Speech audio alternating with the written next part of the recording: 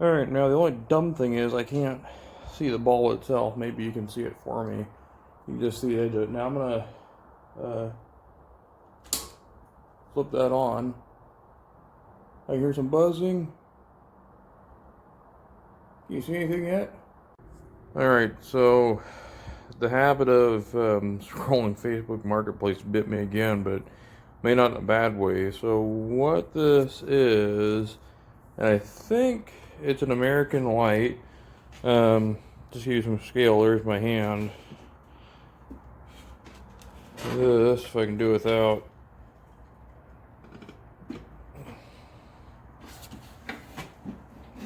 So I think it's a American Electric. See if I can flip you around. So this came up $35.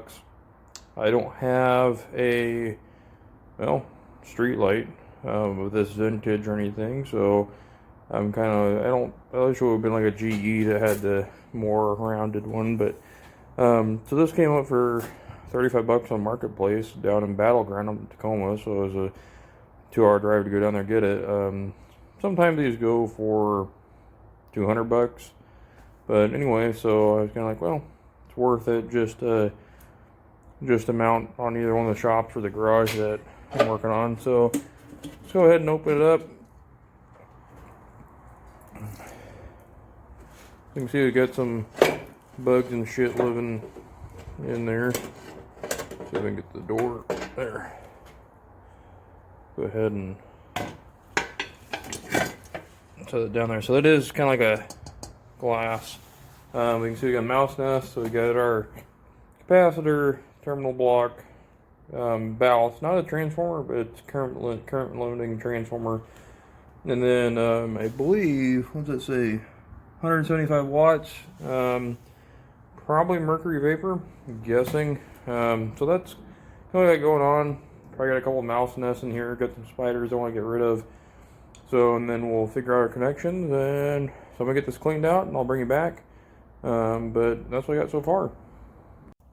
All right, so I've, something about making videos. Nobody ever gets to see how much time it is sometimes when you've got to stop and do some research and look some things up. So the confusing part, well, the good thing and the bad thing is, unlike my 1,000-watt metal halide, that ballast was a say single tap. So that ballast will only take 208 in. Well, I was thinking the other day, I was like, well, couldn't you just run 240? Well, that's fine, except 240 in a single phase system in most houses consists of 2 hots. Well, with a ballast, it's 208 with a single hot, so it's a whole, different thing. So I was looking at this now. Down below here, enter screwdriver. Down below here is a port for a photocell. So you have a twist lock photocell that goes underneath. So that's why we see, this smaller black, the red here, and then this other white. So the interesting question is, okay, well, on some, you just, just say, okay, well, you attach here for 120, you attach here for, say 480 or 207 or whatever you want. Here we've got some designations. I don't know if you can see, I've got H4 underneath, I've got H2 on top, I got H3 and H1. Okay, well, you think, okay, that should be pretty standard terminology, because that's the primary side of this, that's our secondary side, and then that's our cap. So, in looking at this, and if we look at also their screw terminals, we'll already connect, this being a fixture ground. Okay, well, we can say, okay, well, my wiring diagram says interconnect 1 and 3 and 2 and 4. Well, that's what's been done already here for 120 volt input. And then it says and then you connect to the H1 and H4. I'm going off memory here. But first I can tell already is that this was set up for photocell use, because we could say, well, let's say that this is our outgoing power. So you can see I could have, 3 lugs here. Okay, well, let's say this is our outgoing power. White, generally speaking, we don't want to verify this, but let's say this is our neutral for our photocell. Okay, so this would be power outgoing. Okay, well, that makes it power ingoing. So power goes up to the photocell. Photocell says, hey, it's time to turn on, and then it routes power back to the red, goes to the primary after the primary comes back out. So we're going to go with that assumption, which could be valid, might not be. And I'm going to put a pigtail on it. We'll put it on an outlet strip so that we can, or put on the breaker so we can remotely be away from it in case this thing has any problems.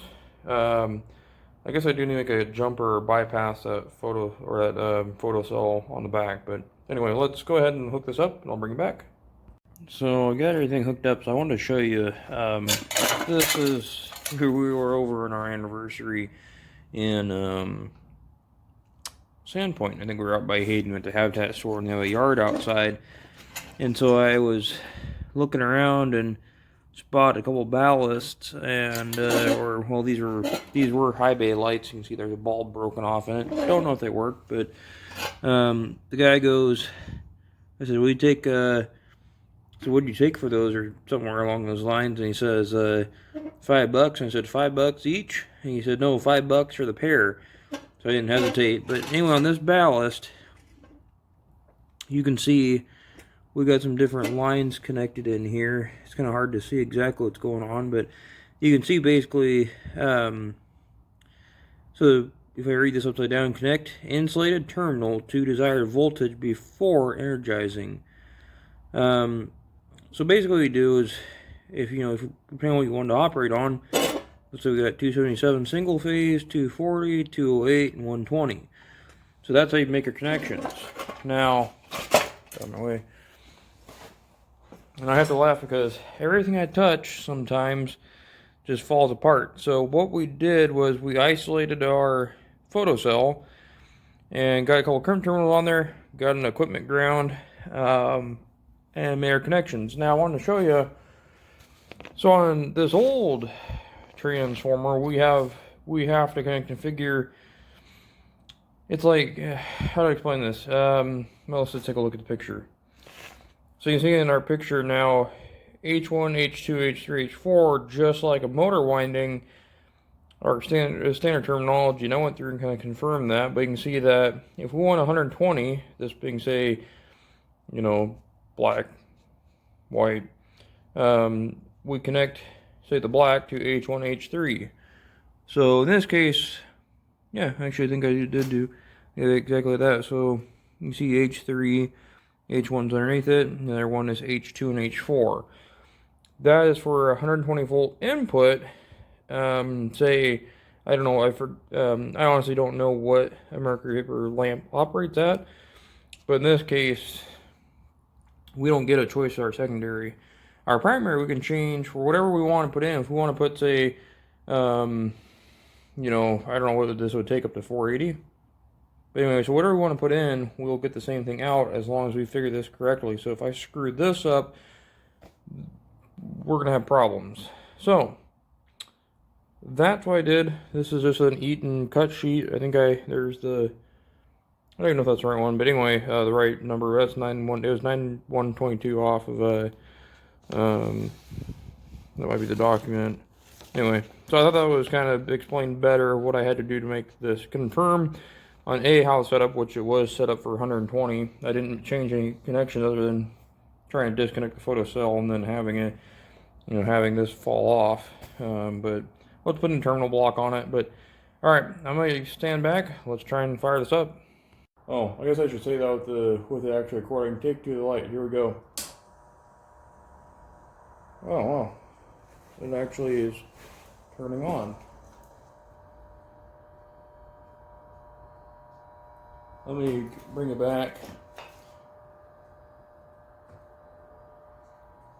You'll see that starting to turn on here.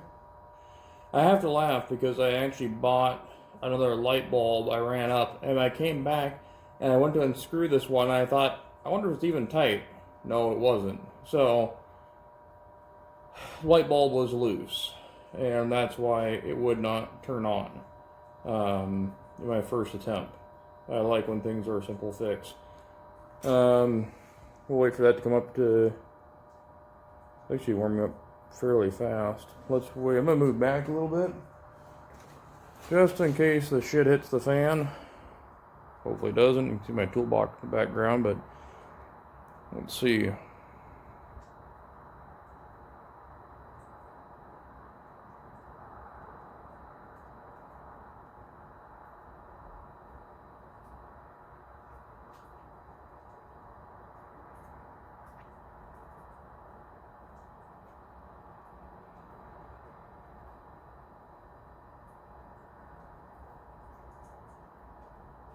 So about minute 30. Well, I guess you could have looked on it. You could have looked too, but about minute 30. We'll give this a little bit of time here to warm up.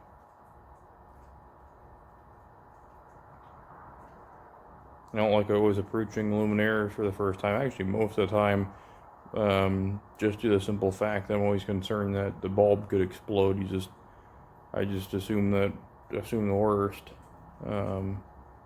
Especially with, you got higher voltages. I've never measured the voltage on it because I don't have any protective equipment to keep me safe while taking a voltage measurement, and I don't know exactly what they measure off at. So anyway, so now we're 2 minutes and about 15 seconds into this. I don't know how long it takes to reach full brightness, but usually when my lights strike off, usually it's a couple minutes. Let's take a little bit of a closer look up there, so you can see with that nice distinctive hum. Let me flip the lights back on.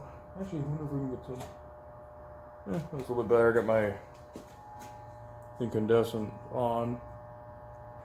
So, bulb works, light works. I'm gonna go ahead and shut it down, and let's put the top on it. Let's see. Actually, maybe even we'll put the sweep 90 on it. Let's see what we got. Alright, so it's been a few minutes since I fired this up, and it got significantly brighter, as you can tell. So I'm going to go ahead. I got some copper pipe. I need to make some adapters for my new terminal block, and then we'll replace the terminal block, get it wired up so we can put a sweep 90 on this, and we can get it kind of buttoned up so we can put the lens on it. I'm not going to put the lens on with those wires hanging loose like that. So let's go ahead and do that, and I'll bring you back. Alright, so I got my old distribution block out. You can see basically it just fell right off. So that's what we're working with here.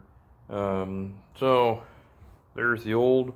Surprised I got those screws out, but we can probably reuse them.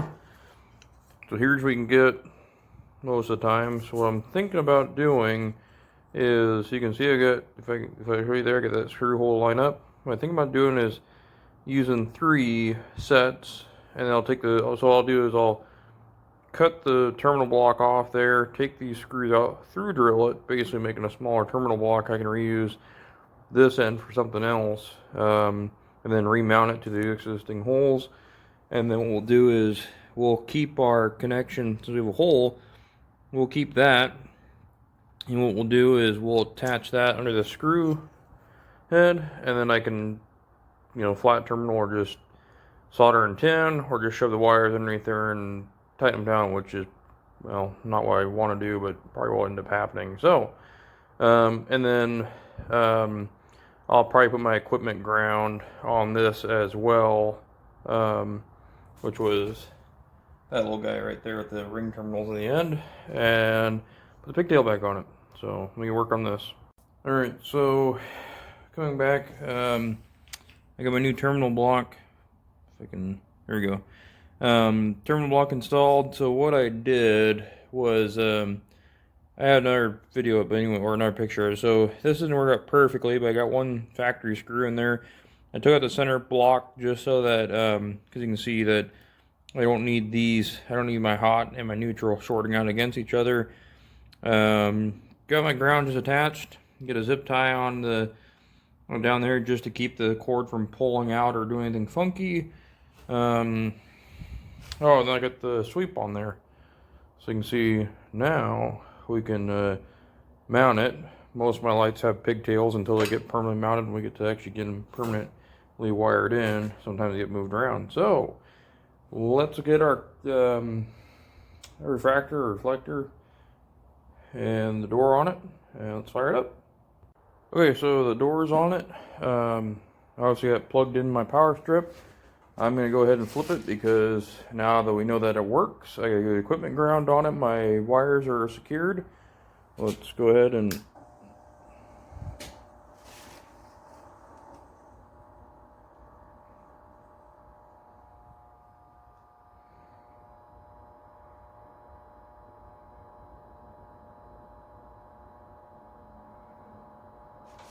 it's actually a lot less. It looks, I think the light must be blowing the camera out because it's a lot dimmer than it actually looks right now.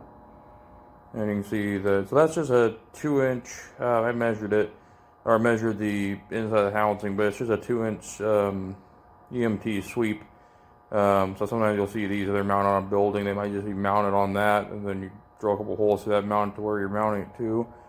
But anyways, I don't know what I'm mounted on yet. I haven't really decided how I want to mount this. But let's get back to the action here.